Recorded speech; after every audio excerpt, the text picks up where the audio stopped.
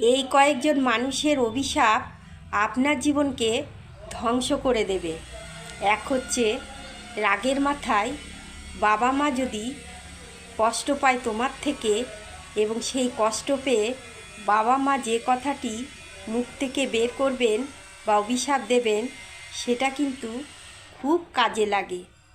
দুই হচ্ছে ভিক্ষুক যারা ভিক্ষে করতে আসে, তাদের সঙ্গে যদি আপনি দুর্ব্যবহার করেন, তারা যে অভিশাপটা দেবে সেটাও কিন্তু কাজে লেগে যায়।